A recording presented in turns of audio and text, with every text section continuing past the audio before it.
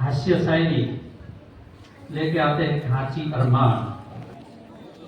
कोई रोके तो कभी रुकना नहीं, जिंदगी में किसी के आगे झुकना नहीं। कोई रोके तो कभी रुकना नहीं, जिंदगी में किसी के आगे झुकना नहीं। नींदें पूरी हो या ना हो, मेहनत करने से मूड मोड़ना नहीं। सब वक्त का खेल है मेरे दोस्त, जब वक्त आंखें फेर लेती है तो कुत्ता भी शेर को खेल लेता है। सूरज के बिना दिन नहीं होता, चांद के बिना रात नहीं होती, दोस्तों के बिना मस्ती नहीं होती। આગને પણ ફેરવશું બાગમાં, સર કરીશું આખરે સૌ મરચા, મોતને પણ આવવા દો લાગમાં। એવી સરસ મજાની વાત લઈને આવે છે સંજીદા और અલ્ફીના સરસ મજાનું ગીત ઝીણી ઝબુકી વાદળી। ઝીણી ઝબુકે વીજળી રે, ઝીણા ઝરમર વરસે મેવા ગુલાબી, કેમ કરી જાશો જા કરી રે। પિંજર હાથીને પિંજરાય ગોડલા રે, પિંજર હાથીને બેસતા સુબો ગુલાબી, કેમ કરી જાશો જા કરી રે। પિંજર મેળીને પિંજાય માળિયા રે, પિંજર મેળીને બેસતા રાણી ગુલાબી, કેમ કરી જાશો જા કરી રે। તમને બહાલી તમારી ચાકરી, અમને વહાલો તમારો જી ગુલાબી, કેમ દઉં ચા કરી રે। એ આભમાં ઝીણી ઝબુકે વીજળી। પંક્તિ અને ધાર્મિક ગોતીલો ખલાસી।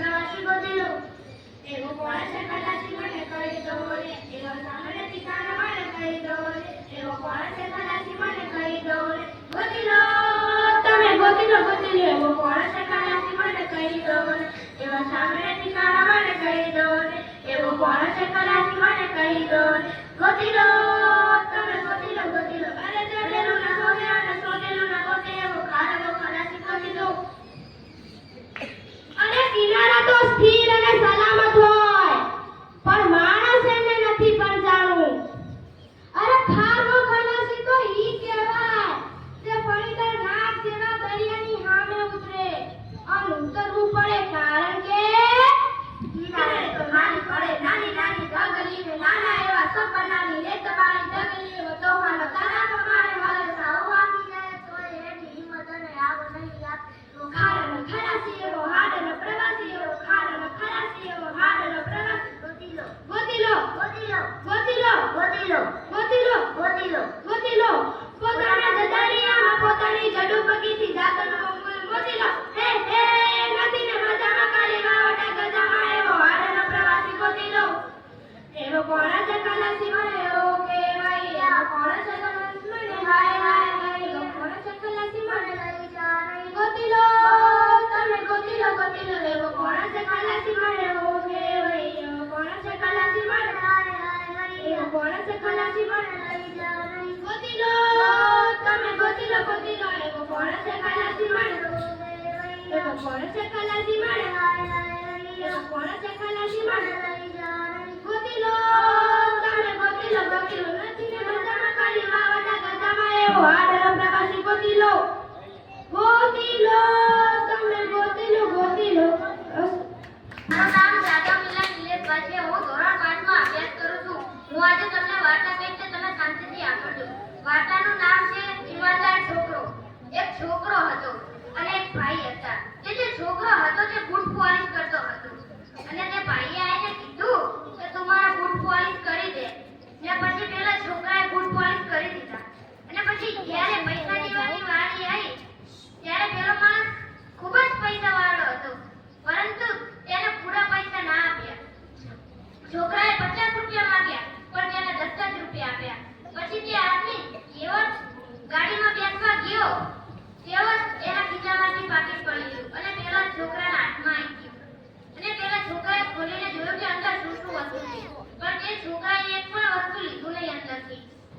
પછી તે ગાડી નીકળી ગઈ અને છોકરો પાછળ પાછળ ભાગતો રહ્યો ખૂબ જ બૂમો પાડી પણ તે ગાડી હાથમાં આવી રહી પછી તેને એક શોર્ટકટ મળ્યો તે શોર્ટકટ થી ગયો અને ગાડીની આગળ આવીને ઊભો રહી ગયો અને પછી તે ભાઈએ કીધું કે શું છે હવે તારે કે લો તમારું પાકીટ પડી ગયું હતું પછી તે આ ભાઈએ પાકીટમાંથી 2000 રૂપિયા કાઢીને આપ્યા પણ તે છોકરાએ 1 રૂપિયો પણ ના લીધો તેમાંથી આપણને શીખવા એ મળે છે કે આપણે આપણી કમાઈનું જ લેવું જોઈએ ઝુમ ઝુમ કરતી આવી મારી ઝુમ ઝુમ કરતી આવી આનંદ ઉત્સવને ગરબાને રમણ સાથે આવી મારી ઝુમ ઝુમ કરતી આવી મારી ઝુમ ઝુમ કરતી આવી ચાદરને સલવારે મારી સખીઓ સાથે આવી મોટી રે આના જોગમાં આવ્યા તેમાં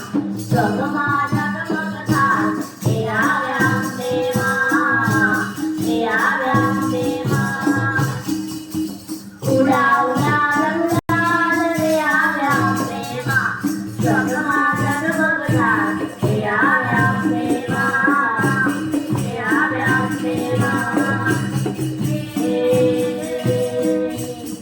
એ મને રમતા જોઈ હરખાવું એ મને રમતા જોઈ હરખાવું એ મને નાનો ઉમરે કે મને કે મારે બનાવું એ મને રમતા જોઈ હરખાવું એ મને રમતા જોઈ હરખાવું એ મંગની છોડો મને કે મને કે મારે બનાવું એ મને રમતા કંજરે બગાવું એ મને રમતા કંજરે બગાવું